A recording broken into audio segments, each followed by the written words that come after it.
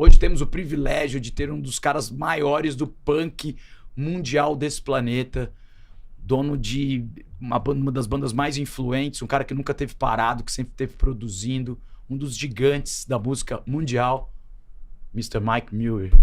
Thank you for coming. Oh, thank you for your time, for being here with us. Thank you so much. Very happy to be here. I feel very fortunate to be here, and I honestly say that is because I came from Venice, and like a holiday or vacation for us, getting in the station wagon and going an hour to the beach. You know, we grew up on the beach, but going to a different beach. Yeah, and just north or south. Yeah, and as we started doing the band and going other places, I was like, I'm from Venice, you know, I'm from Venice, and that's it.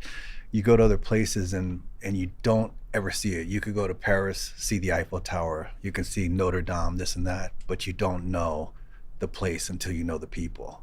Yeah, and that's it. Yeah. So my dad said, you don't go somewhere acting like you belong. You know, like some people in New York, they'll be like, oh, you go there when people accept you, and that is a whole different feeling. And that's one of the things I love about Brazil. I've met a lot of friends from Brazil, obviously, that came to the States from skating or surfing and being there. And then the way people have welcomed me and being in Brazil. Yeah, in Brazil, we call it, you're going to do a Planet Hemp presentation tonight. This podcast is going after the show. Yeah, we are recording the guys before the from show. Planet Hemp used to say this word, chegar no sapatinho, just come in slowly and Easy see going, and easy go and easy go. Yeah. That's Yeah. it. But you talking that I would like to I would like to answer you. I went just one time in Los Angeles, and I went to Venice Beach, and I saw all the beaches in the north, Santa Monica, Malibu, Venice, Manhattan, blah, blah, blah, and so and so.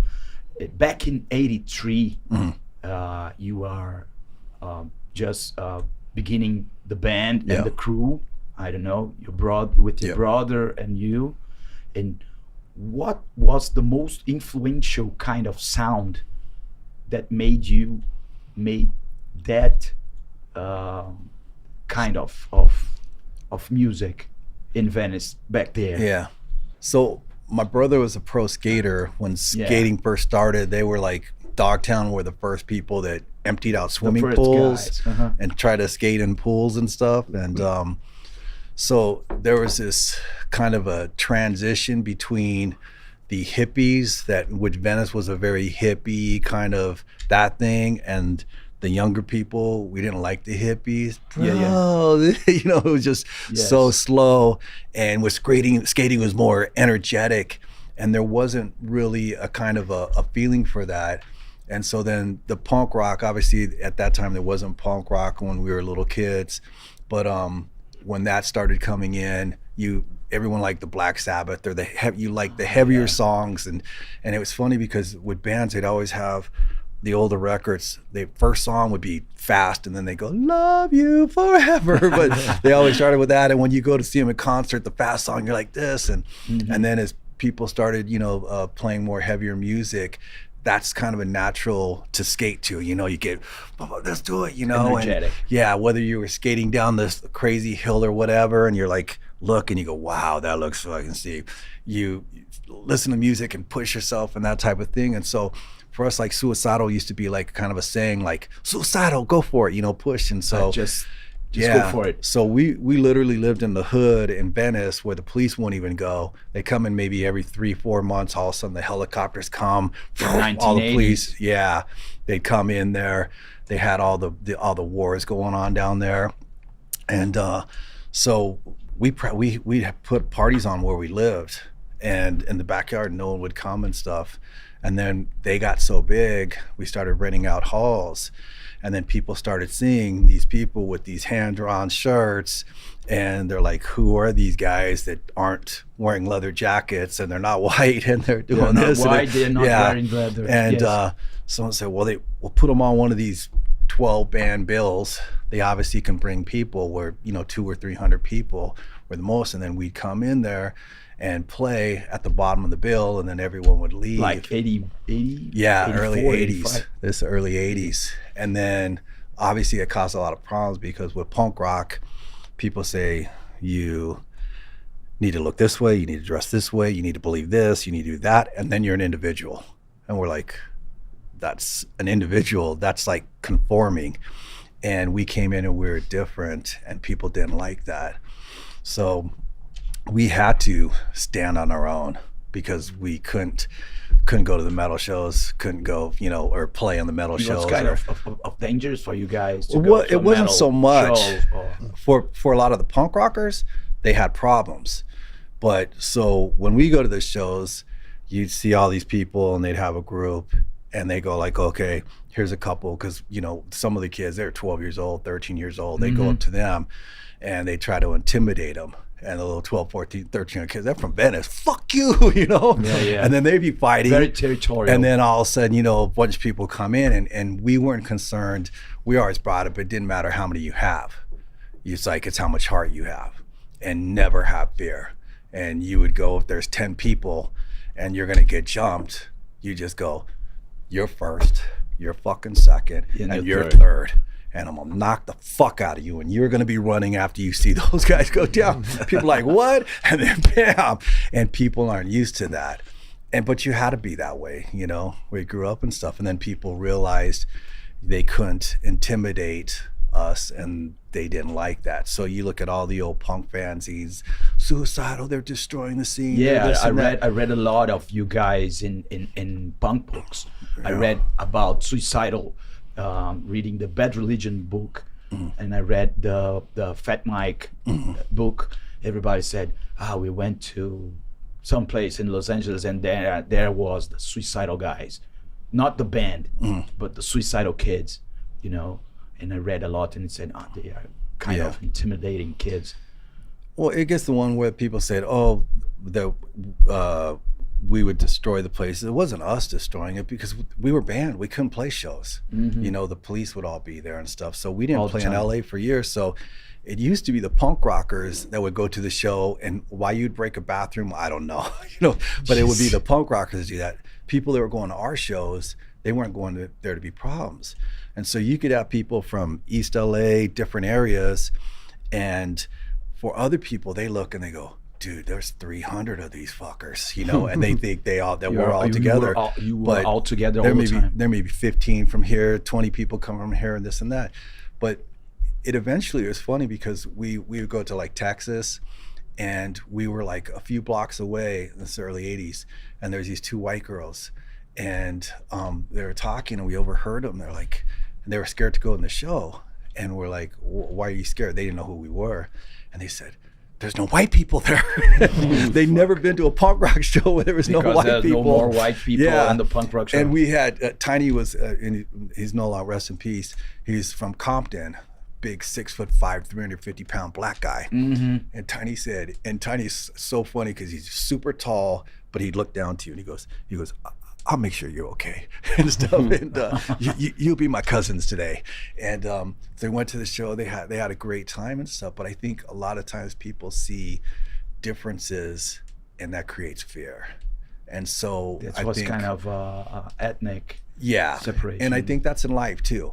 You see differences, and your first instinct is like, go. Yes. And and I think that one of the things that bothers people is when they realize you don't care what they think. And my dad said the only reason why you need to worry about what someone else thinks is actually there's validity to it. Yes. But if someone goes like, you're a fucking asshole, you go, did I do something? I guess I am. But if someone someone says you're a god, it doesn't make you a god. It's how you live your life. Don't be concerned about that. And I was fortunate there wasn't the internet back then. Now people do that. And with my kids, I go, don't worry about what someone's finger says. On the other side. It's what's in your heart, how you live your life. And those people won't be there later on.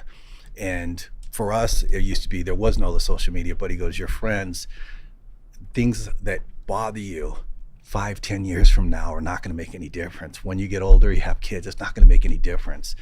If it's something that you're wrong, admit you're wrong, find a better way. But if it's to fit in, no, don't fit in, stand out.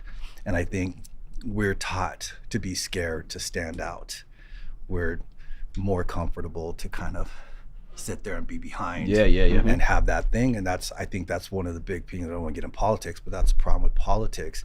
You go so many places around the world right now with elections, and it's I am this and I am this. And there's this whole big valley of truth that people are scared to go to because they'll deviate from the side that they're supposed to not be able to change from, these sticks that don't break. And it's sad, you know. And even a little bit, I was talking here, some people talking about Brazil, Brazil, like we're like, oh, how could you talk to that person? And I'm like, why can I not talk to them? You can't talk to them, they're evil. I'm like, what, did they kill babies or what? It's just in a different side of the spectrum.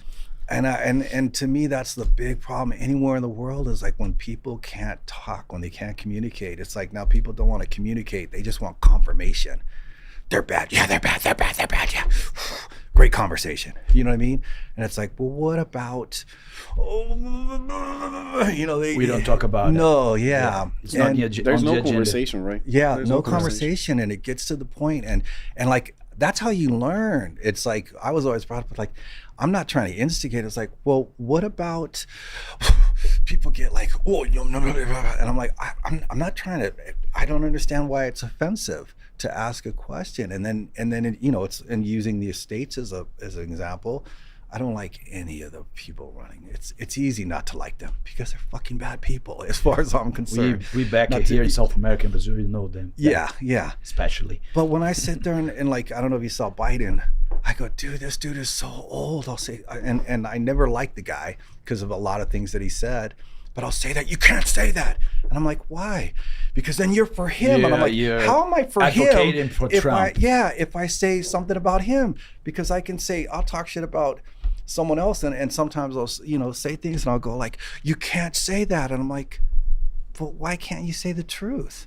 Why don't we focus on the truth rather than who it is? And it's amazing how people, like, we call it pretzel, they just bend. If something happens, they would rather have, if someone else, quote unquote, the other person is in power, they'd want bad things to happen. They like bad things to happen because the other person's in power. And that's insane kind of philosophy to me. And that means there's something structurally wrong, you know, very wrong.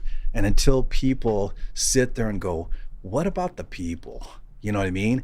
And the majority of the politicians, it's like, I used to joke and people say, I never vote. And I go, why don't you vote? And I go, because I remember being 12 years old and seeing on TV, someone looking in the TV, I'm voting, I'm running because I'm gonna make your life better. I'm doing this for you. And I'm like, how does this fucker know what's better for me, you know? And the pompous arrogance of someone saying that they want power to make my life better. First the power, then fuck you, you know what I mean? And then when they get that power, it's like, what are they doing? They don't know who the fuck I am and stuff. And so my dad always told me, and people get mad, but my dad always told me, you have to be in power in your life. Don't ever be in a position where someone else is you're giving that power to someone else that you're gonna regret. You know, be there, whatever it is, no matter how fucked up things are, be the person making the decision. Don't give it to some people. And I think too many people are brought not to be scared, to feel like they're weak, like they can't handle it, that they need someone else to make that decision. They're afraid to. And so it's like the old school thing with my dad, the way I was brought up is like, no matter how fucking tough it is, life is gonna be hard. There's people that unbelievably bad luck, you know, in situations. It's gonna be hard, but it's gonna be a lot harder if you don't believe in yourself. It's gonna be a lot harder, and believing in yourself, you're not like dreaming tomorrow will be a better day, but every day you gotta work and say, you know what, today was fucked up, but tomorrow I got another chance, and I got another chance, and I'm not gonna be fucking beat down, because I look out there and I don't wanna be like a lot of the people when I was younger I saw. I don't want to be like that, you know, so. In this philosophical speech, your brother is a legend from Z Boys and Dogtown and all the stuff on skate. You are a legend on punk rock, Californian punk rock and skate and all this scene. And for us who grew on skate and punk and hardcore in Brazil, is like sitting with a guy who was on the table of the Last Supper, something like that. I like to know, it's a curiosity. I like to know the genesis of everything. Did you guys have a clue that you were creating history back in time, like when you started? Let me add a little bit. When did you realize that you were a legend? If you take it seriously. Yeah, because you are. My dad always said a legend is like, that's the person in the park, they build a statue and the pigeon shit on it. So it's like, do you really want to be that? But I think that a lot of times, and my dad, going back to my dad would say, it's not what you do. He was an American or a Mexican guy? He was born in America. So I was the first person born in the same country as my father, and then my kids were born in a different country. So it's one of those ones, it's kind of like a little bit of United Nations where I go around, because I got Islanders, I got all Hawaiians, my cousins are all different places. And where I grew up, literally everybody their parents came from a different country and stuff. So it was, to me, that was a normal thing. And the only time it was, and I'm not into football, but the only time it happened would be the World Cup. Everybody would put their flag out, it'd be over. The team would lose, it'd be quiet. Yeah, and then it would be back. And we never saw differences. And it's funny because even now, there's a lot of my friends that they'll be like, oh, their mom's from Bliss. And I was like, really? And they're like, couldn't you tell? And we never cared. I never cared. You know what I mean? It didn't make a difference, and it's weird to me how people are. My sons played soccer. Where they played, a lot of them, it was Oxnard, there's another in Ventura. And they're all basically from Mexico and Central America. And their coach is talking in Spanish. Now my son's team, there's 11, 12 players. 9 of them are Hispanic, half Hispanic. But you look at their dads, they're wearing, shorts, they're wearing the, surf clothes or whatever kind of thing. They're talking in Spanish and they're going, you can't lose to people like that. And you realize it's like, they're like, wait a second, what's the difference? And it's because of that cultural thing, but it isn't a cultural thing. And it's amazing how we reinforce these us against them thing. And I was sitting there and I was kind of like, I was gonna say something, you know what I mean? And I was like, oh, I'm from the fucking hood, brother. But it's amazing how we create differences. That's how the world doesn't work. And a lot of people don't want the world to work by creating differences. And then they want to create these things where you feel like you have to have a community. And a lot of these communities are just weights to hold you down, And I just, it's scary to me. But with going back to the skateboarding, there wasn't cameras back then. You didn't do things to post it or the reaction. And one of the things that I think with skateboarding going years later and changing, I would see someone do something when you have the film and then they look and they go, no, let's do it from a different angle. And I was like, dude, that was gnarly. But it was more the angle. Now, one of the things I do like is when someone's doing it, they're showing them like, boom, falling, and finally doing it. And to me, that's one of the things I think about good punk rock and with skateboarding. My brother was a pro, wanted to be just like him, got on a skateboard, just amazing. Fuck! Fall down and it hurts. And I told the story many times, but I went to my brother, I go, what's the secret? And he goes, the secret is when you fall down, get your ass back up. And you realize the times when it really hurts, you go, I don't want to get out. And you go, I got to get back up. And that's literally and figuratively in life. And so my brother ended up in the Skateboard Hall of Fame. 6 or 7 years ago, Suicidal Tendencies got into the Skateboard Hall of Fame. Yep. I'm not a good skater. I wished I could be a good skater. I would. Good skater. Yeah, I was the Me neither. I was the little brother that, you know, when everyone wants to see the little brother, oh, he must be good. And I felt like everybody was watching me. I talked about, you know, not being able to speak Portuguese. I felt like everybody was watching me, and it stopped being fun because I felt like everybody was expecting me.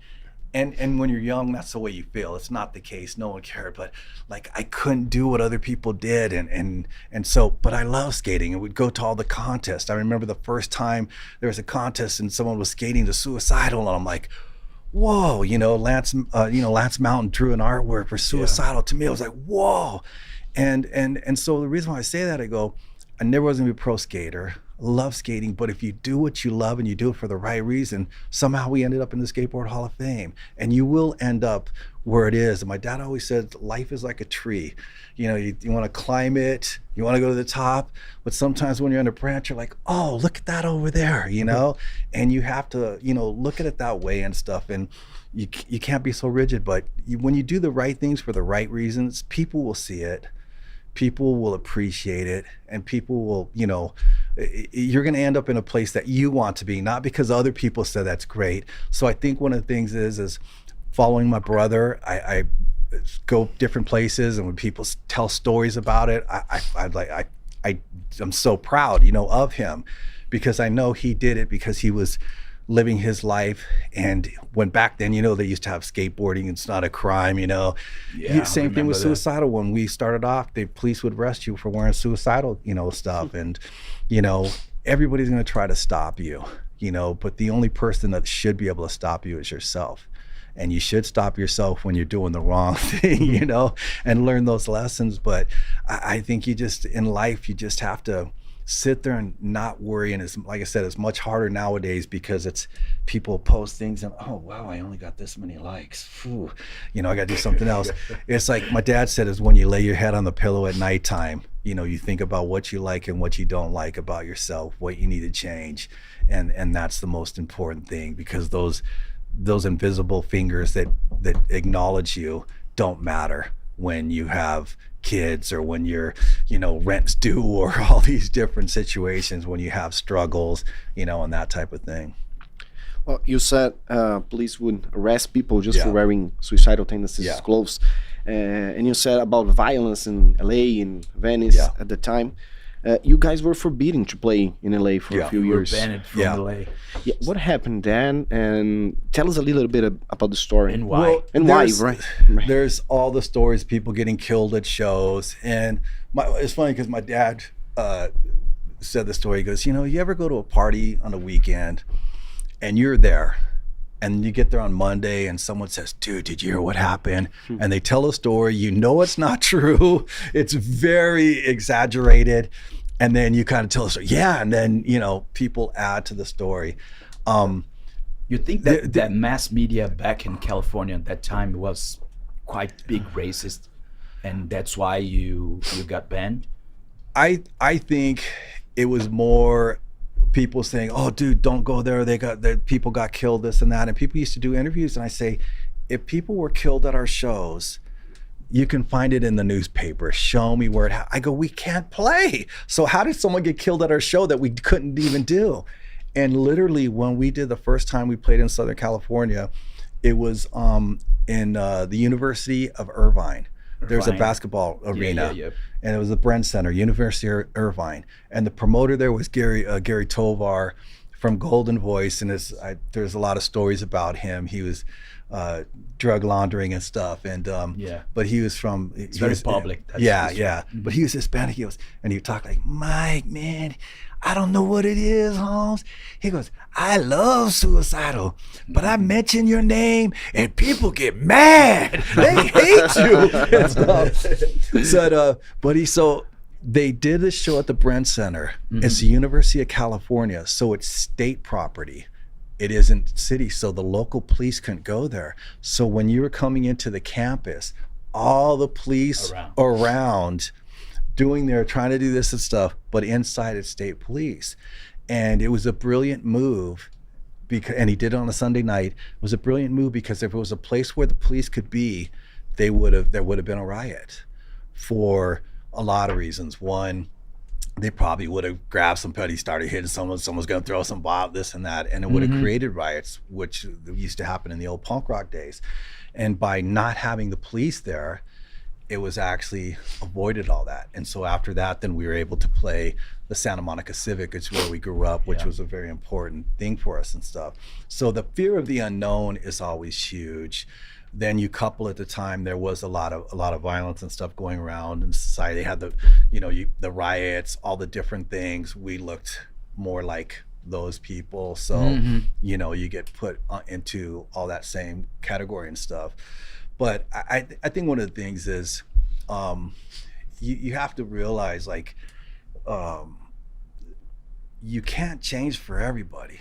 To be accepted, again, it's the pretzel, because what you, and when I say you, I don't mean you, but this person, that person, what is acceptable, you're always gonna be, okay, I gotta go like this, okay, I gotta do this. Change everybody every time. And you can't. And ultimately, you have to be in a position where I think it scares people when they realize no matter what they say, it's not gonna bother you, and that really bothers people, when the power of words don't bother you. And that scares them more than I'll fucking kill you. You know what I mean? It scares them when they realize there's nothing they can say that's gonna scare you, Yeah. And that's the thing with the police. It's like, even with my sons, there's some of the people when the whole George Floyd thing and all that was going down, and they're like, oh, the police and this and that, they're like you and you don't know because you're old. I'm like, I've had my nose broken by the police a couple of times. My ribs broken by the police, I've been beat, handcuffed behind my back, let's say, I've been thrown in jail back then, and they just hold you in there and stuff. And so, no, I do know. There wasn't cameras then. There's cameras now. I feel a lot better now. Yeah. In front of police. And the other thing, one time my dad, when I got arrested, I was trying to call my dad to bail me out. And he goes, well, what you in for? To calm the family, it's the big issue. What you in for? I'm like, Dad, I didn't do nothing, man. They just messing with me. They're always just messing with me. And he goes, well, maybe you didn't do something this time, but I'm sure there's something else you did that you got away with. And I was like, nothing I could say and stuff. And he goes, why do you always have a problem? I go, Dad, the police are always fucking with me. They're always fucking with me. I go, you're not fucking with them? I go, no, I just don't like being fucked by them, Yes. And he goes, well, if you're always having a problem with the police, maybe you should be where they're not. Don't be where they're at. Smart advice. I can't, because they're just always everywhere I'm at. And they go, always behind you, guys. Maybe you should be in different places. And it was like, I was like, man, it didn't make any sense. And then I realized, I go, no, actually it does make sense.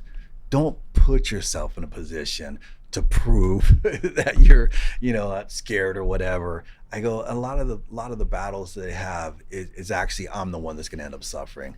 They're fucking assholes. I already know they're fucking assholes. Most of them, not to stereotype, not to do the same thing. But the way that I present myself, especially when I was younger, they're gonna want to try to prove that they have more power.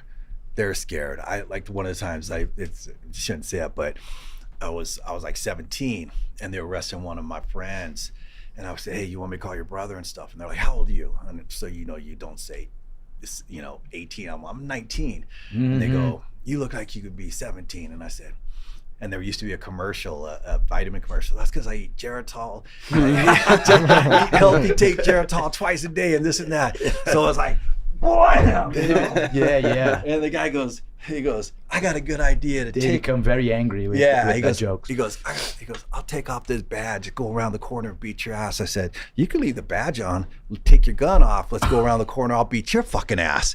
And so, blam, handcuffed, I'm in the police car, driving, this and that. I'm like, hey, we're going the opposite, this is Hollywood, we're going the opposite way of the Pacific Station. And I'm like, oh, what's going on? I'm like, something must be happening. And then it's like going this, and we're going down this alley, and I go, fuck, what's going on? There's 8 police cars. Shit, I'm on a ride along. What's going on? I'm like, and that's scary. totally oblivious, thinking there was some like robbery, some shooting, some murder, and this and that, and they're going over there, and then they parked.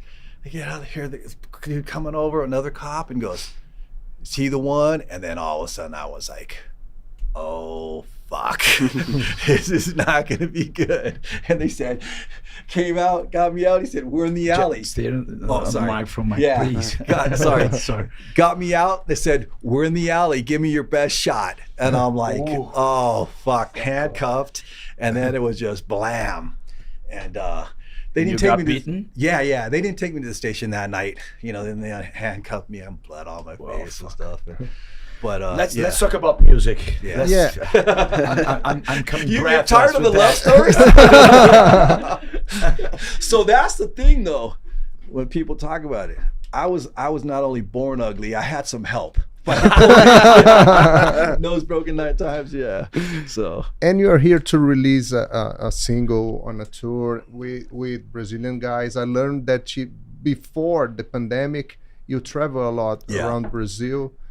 How's your relation with Brazil? What attracts you in the country? What do you think of us? Yeah, it's interesting because when you're not from someplace, people will say like, "Oh, this reminds me," or they'll talk about, going to Venice and that type of situation. I think one of the biggest ones was the first time when I went to Santos and went with some of the Charlie Brown Jr. guys and that type of thing, and stayed there for a while.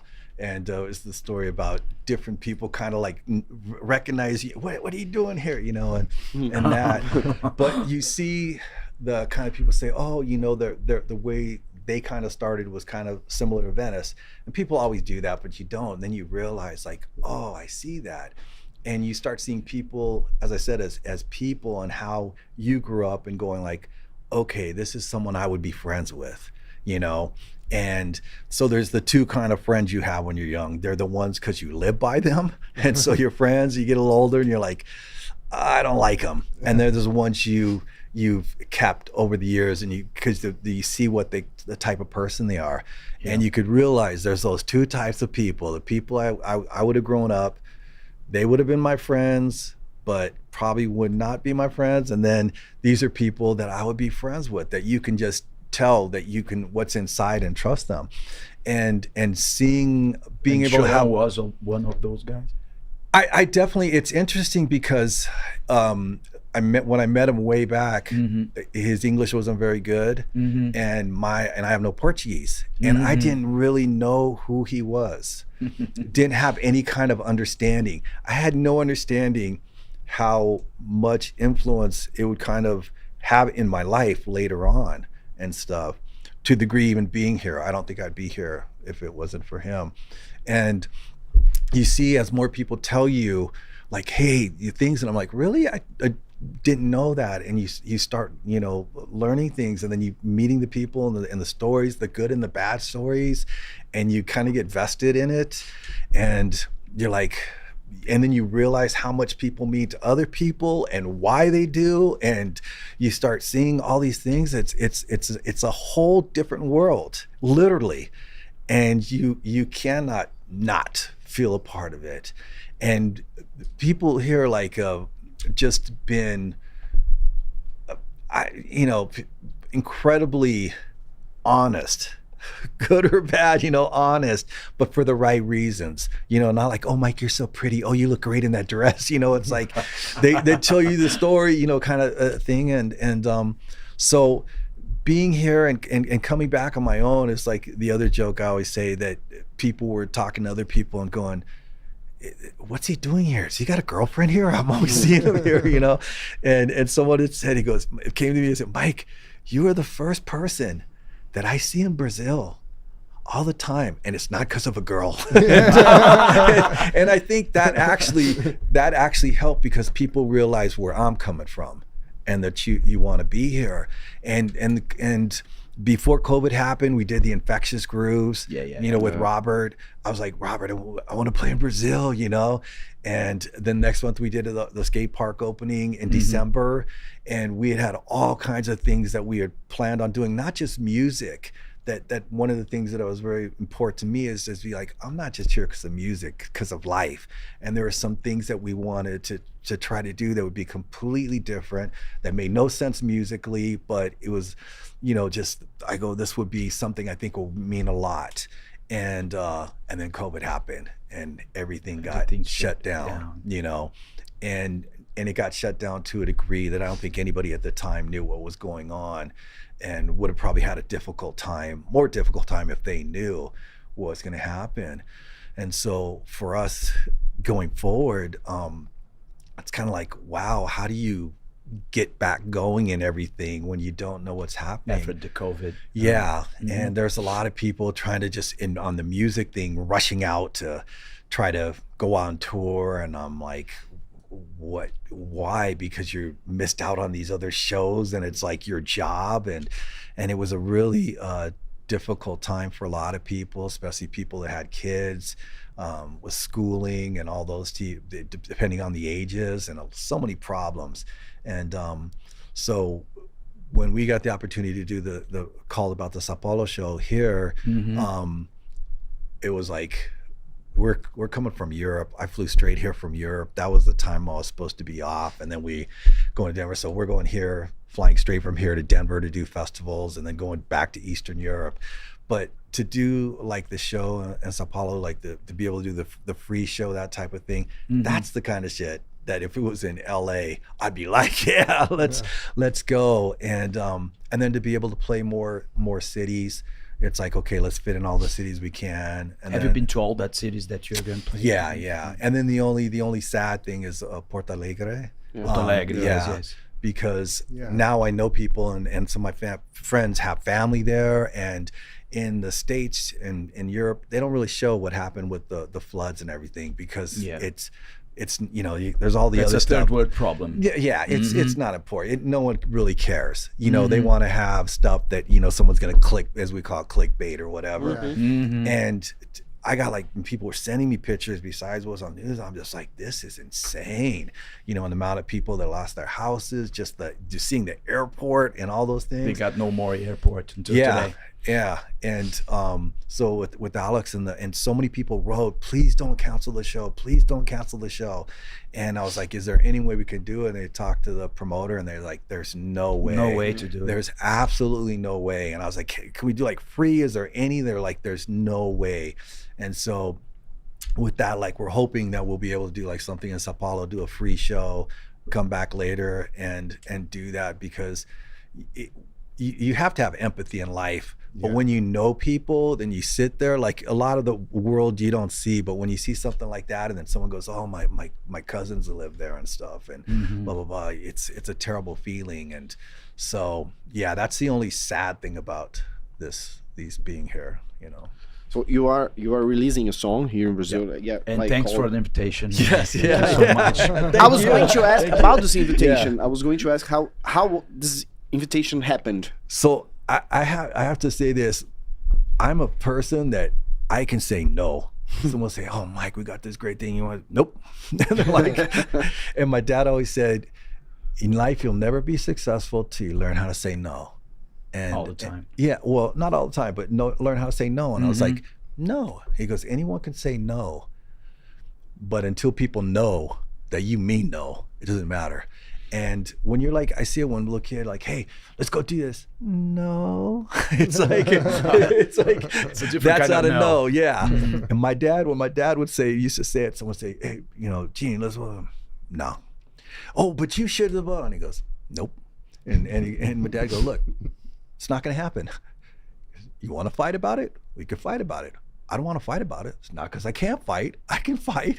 I got better things to do. But the answer is no. That's not good enough for you. I could try to explain it a little better, but at a certain point, you're not gonna change my mind. I know why I'm saying no, and that's the answer. And you'd be like, okay. And I think that's the case. And I don't know, in Brazil, they have the cartoons, and in the States they have the cartoon, and they have the devil and the angel. Yeah. And if you notice, in the angel side, don't do that. It's not good. What? You fucking scared? Blah, blah, blah. And my dad said, it's backwards. The angel is the one who's going, what is wrong with you? why would you fucking do that to yourself? Why would you do that to the people that care? And it's the devil should be, okay, you know what I mean? Fuck you, you know what I mean? And I think that's where we're taught in so many ways to be weak, you know? And that goes to the no thing. And so the purpose why I bring that up is I hate to ask anybody because I don't want them to have to say no. And to me, it's like in the perfect world, I wish I could sing it in Portuguese because I would want people to know that it's like coming from my heart, but from my voice, they would not understand what I'm saying. And some people would be like, why would you do that? And then to be in a situation where actually it's realistic, to have people that would understand why I'm doing it and would try to do it, I go, okay. And we're talking with Alex and then to get people all together at the same time to change their schedules, to do all of that, which is logistically is very difficult, is very humbling. And it's like, wow. And so like when I talk to my kids, it's funny because now a lot of it's my kids and stuff. When they hear the song, they're like, Dad, how do you do that? How'd that happen? And to me, that's the best example to how the world, when it's the best, is small, you know? And to be able to be there, I go, do the right things for the right reasons. And hopefully you'll find those people that fit in, you know, perfectly and stuff. And so I never would have thought musically I'd even be here, you know, back then. But to be able to do something like that where it's, you know, if you're huge, you can do it. We're Suicidal, not huge, but to be in a situation that you're huge here.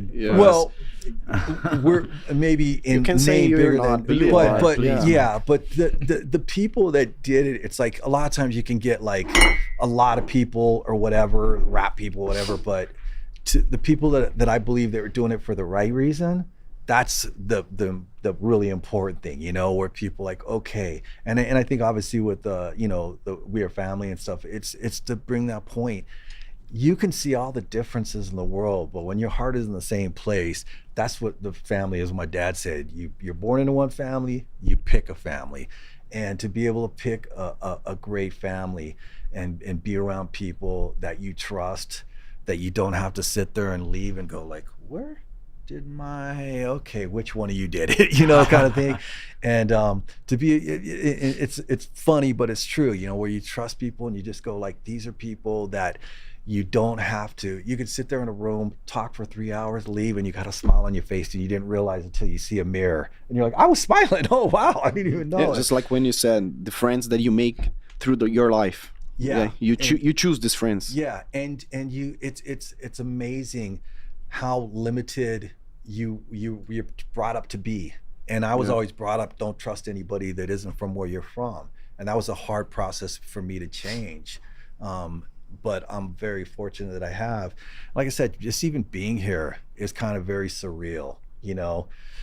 Tonight, it's like, how would something like that happen? You know, it's like surreal, you know. Saturday night, it's all surreal, and like I appreciate every one of those moments and stuff. And I think that fortunately there's a lot of people that appreciate that too. And so I feel great because, like I said, I put myself, I'd be going on Saturday, you know what I mean? Okay. And I want to do things that when I was young, when I was 16 or whatever, I go, this is where I want to be, you know, and would appreciate. So that's kind of what Suicidal is about. And you have three kids. Four. Three boys and a daughter. Oh, okay. And you mentioned your father a lot. It's hard to picture you as a family guy. Like, you always talking about your kids, your father. Is that a side that we don't see from you? Is because you're always on tour. You said that you are traveling from Europe to South America and back to Denver, I think. Yeah. And then to Europe again. How's your routine? How do you deal with this family guy and rock star? Well, one of the things is I actually love my family. And I miss them. I'm always on FaceTime, and it's hard. That's difficult. And But my oldest son just turned 20, and the last year he's been our tour manager. So he's your here. tour manager? Yeah. So he's here in Brazil. My two younger sons are 13 and 14. And so we have some Brazilian friends, and they go to America, and they love them and their kids, and they're like, oh, and they're so funny at that age. We need to go to Brazil next time because we have to see Zion and Lorenzo. They're our Zion friend, and Lorenzo. yeah. Our friend Junior, their kids, Gabby and stuff, because they haven't seen us in a while, and we need to have pictures with them. They need to remember us. They'll forget us, and it's like that's their logic to go to Brazil. But it's to me, it's like amazing where they sit there and they go, and they'll always be, how did you become friends with them? And I'll tell them like, but how did you become friends? And I go, because I could tell what kind of person they were, and I was fortunate to meet them and stuff. And so on one side, we just they were actually born in Australia, and we did an Infectious Groove tour, and that's the first time they've been back to Australia since they were born. And they went on the tour, so it's Robert Trujillo, there's Jay, and they just had the best time. And when they were a little younger, they kind of do the and no one get mad at me, the transition from soccer and hip hop to now skating and heavier music. No problem. Yeah. So they retired, like they retired from soccer. I stopped to play football in Brazil at 11 years old to become a skater. Yeah. Okay. Yeah. That's okay. So they're that, and it's funny. The funny story I used to say is when people used to wear suicidal stuff at school, you got to take that off, get sent to the principal, turn the shirt around.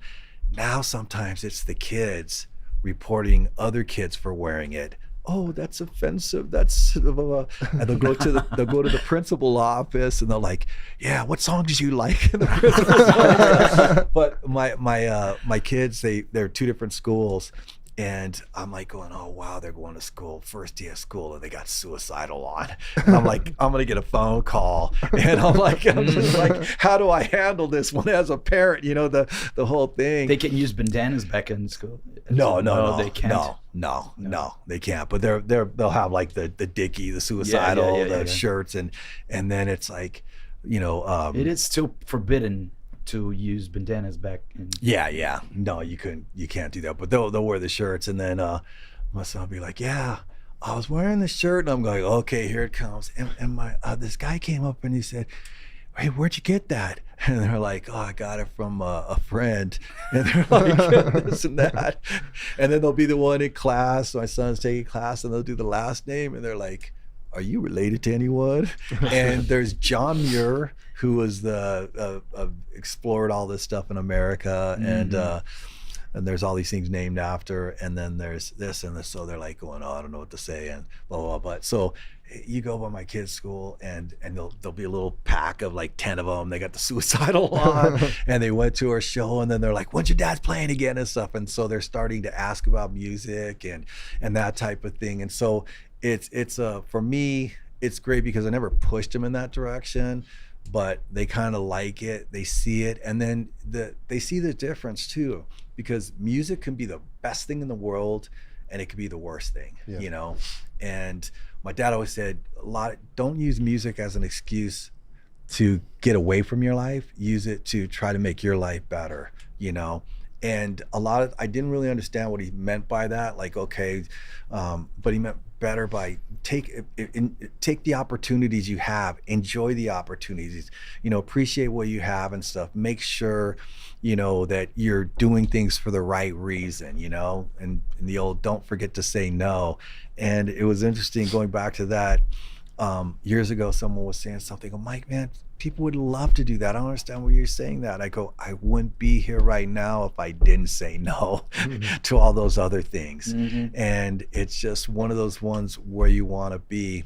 And so it's in a sense, as like I said, I feel very fortunate. I feel very fortunate that my kids understand when I'm not there, what I'm doing. They want to be there, and then to be going back to what I was saying with Infectious, to be around like someone like Robert Trujillo. That's and arguably one of the biggest, if not biggest, hard rock bands, and the nicest guy. And then they'll be at other festivals and they'll see people from a band maybe they've heard, and they're like, what's wrong with that person? They're just mad and just, this type of thing. And so they're able to see people and they're like, man, Robert's fucking cool. They don't say fucking because it'd be a problem, but they're like, man, Robert is so cool. He's not like you would think. A lot of people would think like if you can, and people come, Robert, that you would be a different person. He's the most humblest, nice person. And I love them to be around those people. And that's why anybody that's at my house, it's like there's very few people. It's like, talk about Junior and Gabby and their kids from Brazil. They come to my house because I know what kind of people they are.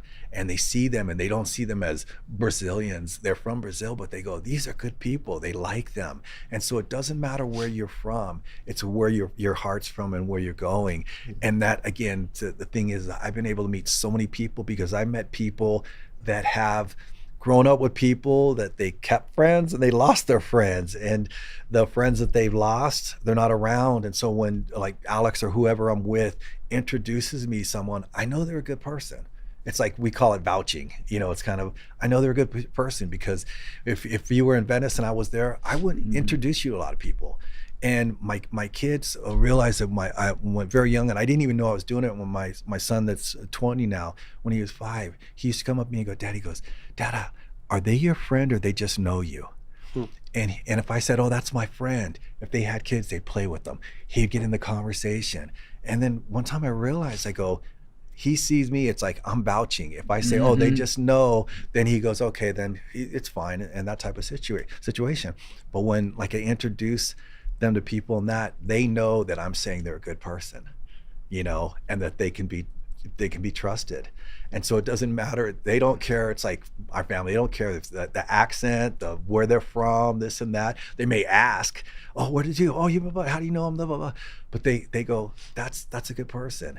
And I think that's one of the things, the best thing about music is to have the opportunity to meet some amazing people that I know, like if we had a barbecue and it wasn't the geographical difference, it'd be like, come here and it'd be the best time ever, And to have the kids around, sometimes you even hire your friend's sons, like Ty Trujillo, right? Yeah. Well, I tell you what, he got hired for the best reason. I say this, and I've been saying a lot. In 10 years, he's going to be a legend. He will be an absolute legend. And that's very perceptible. We see that. Yeah, and like Thundercat. Thundercat was 16 when he started playing with this. Thundercat from Compton. Yeah, and he was 16 when he started playing with Suicidal and Infectious, and he's got all his Grammys. He did all the Kendrick Lamar songs and all that. He's done like everything, completely different. But Josh Freese, who's in Foo Fighters now, played with everybody. He was 17 when he started playing with Infectious Grooves. When he left, we got Brooks Wackerman, who's an Avenged Sevenfold. Yeah, he was Bad Religion too. Yeah, he was 14 when he started playing with us. And then Suicidal and stuff. It goes on and on. It's not the age. I was 16 when I started. Yeah. It was like they were gnarly. The Brick story, they rehearsed. He was in this other band called Bad for Good. It was like a little kid band that was put together by a label, but they rehearsed where we did, and it got to the studio, and people were like, dude, isn't that kid gnarly? And I'm like, what are you talking about? The drummer in there. And I'm like, haven't you heard him? I go, I just got here. And they're like, oh, you got to check him out. Go into the other room, get in a glass of water. Dude, what about that drummer? And I'm like, I'm there for 5 minutes. There's like 7 people. Like, can you believe that kid? He's amazing. So I'm like, I don't know. I'm not. They really want me to go in this room. And I started hearing this drumming. And this is 1993, 92, 93. And dude's mixing it up. And I'm like, that wasn't happening before. This is where all the metal bands and the pop metal bands played, and and I'm like, who can it be? And I'm trying to figure out who it is by the way they're playing. I'm like, so finally the doors open, and I'm stubborn, but I'm trying to there's this little kid, and I'm like, there's no fucking way that was that kid, it was that good. But he was just amazing drummer, and there was nobody better. And there's a lot of people that we have the ability, everyone has the ability, the older to get, to think they're better than they are. But like a lot of times with kids, they don't, and they just get in there and they want to be better. There's a difference between wanting to be better and working and thinking you're better than you are, because when you think you're better than you are, you don't put in the work. And so Ty is the same thing. He's so humble. And it was the best story is the first show he had to fill in for our bass player because he had to get a visa, and he was 14 at the time. And the very first song, he went on the drum riser, jumped off. I'm running across the stage. I see like I'm not gonna be able to stop. You know, here's 210 pounds against little 14-year-old. Ty went flying. Robert and Chloe, his mom, are right there on the side of the stage. I'm like, do I apologize to his parents? Do I help Ty up? The show's fucking over. His head's probably split up with blood. And I'm like, just froze. And then he jumped up and started playing. I'm like, okay, I think it's okay. And then afterwards I was talking, but he just incredible. And I think people will see that. So it's not his age, it's not because he's Robert's son or whatever. He's going to be an absolute legend. He's just got something that's many completely legends different. inside of Suicidal. Yeah. Dave Lombardo, Rocky George, and Dave Lombardo. Yeah, we are running out of time. Who wants to make the last question? Because we you could know all the bands you're playing with back here in Brazil, because I love the bands like Bayside Kings. They were here. It's a very close They were friend of here mine. in this podcast. Yeah, we here. had them, and in Scrota, a girl band, and you were very influential, and I was trying to figure some bands here like DFC, Bandanos, Possuídos pelo Cão. They got they began in the same structure, and you know them. Have you listened? Yeah, to them? you know the funny thing is because. And this goes back to my Portuguese. I knew Ratos de Porão. Ratos de Porão. João Gordo. And people would talk about, you know this band? I've never heard of them, because when you say it in Portuguese and they're silent, I'm like, and but my son, I got like this shirt, and it's interesting because I got the shirt from him and had it back, and my son's like, who's this? And so then he ended up going on Spotify and this and that. Yeah. And so he's like asking me about like, and all the people like, you know, that are on the song, oh, what are they are? What's the band names and stuff? And so he's like listening to bands that he never would have, especially as American, he wouldn't have known and stuff. And so it's funny how it kind of brings it together, makes Dad a little bit cooler, which is nice. But yeah, in the same sense, if I hadn't spent time here, if I hadn't listened to what a lot of people were saying, I think a lot of times people hear, but they don't listen. It goes in their ears, and you're just like, oh, this is another country, this another country, this another country. And everywhere you go, people usually say, oh, I love this country, I'm so happy to be here. Then they go to the next country, and if behind it's like, oh, and the best thing to say is to honestly be able to say, dude, I love being here. I love the fact that I'll go somewhere, I don't know someone, and they'll come up and with sincerity, oh, Mike, it's great, I'm glad you're here about this and that. And it's like, I believe that, I feel that, and it's special and stuff. And then to be able to meet people that I never would have because of music and stuff, it's incredible. And you know, like I said, that song to me is something that's like, just the people that would do that, something to get together, change their schedule, to be a part of it, to want to, and the whole meaning, is like, that's just incredible, you know. And people say, how did that happen? I'm like, I don't know, you know, kind of in a simple way, because when I listened to it, and the idea of getting so many people and then making it fit and sound like it isn't just I'm throwing somebody on to throw somebody on, you hear that there's a certain honesty to it that I listen to, and I go, if I was 16 years old, I'd go like, I like this, you know, and so that's just, it's a great feeling, yeah. Mr. Mike Muir, thank you so much. Thank you guys so much. We could write a book with this interview. So many questions to ask, but we got not enough time, and you don't want to occupy your time the whole morning with an interview. Yeah. Thanks I appreciate it. Thank you guys for having me. Thanks for your time. Thanks for all the music you make. Thanks for your legacy and all your art. Thank you very much. And your advices here today, because I'm gonna use them with my son. Yeah. So your son's gonna hate me. Stop listening to that fucking psycho man. No way. No. That's it? Yeah. Cool. Thank you so much. Obrigado. Mike Muir. Thank you so much. Pode fechar. Obrigado. Vamos fechar em português. Espero que vocês tenham a legenda, quem não entende inglês. Esse aqui é um programa pra gente histórico. E é isso. Algum recado de redes? Acho que só terminar, né? Lembrando isso que você falou. Se você quiser escutar esse programa com legenda, o Terra no YouTube do Terra também, você vai conseguir encontrar ele lá. Então, segue a gente nas redes e, mais uma vez, obrigado. Isso foi ridiculamente lindo. Suicidal! Thank you. Thank you.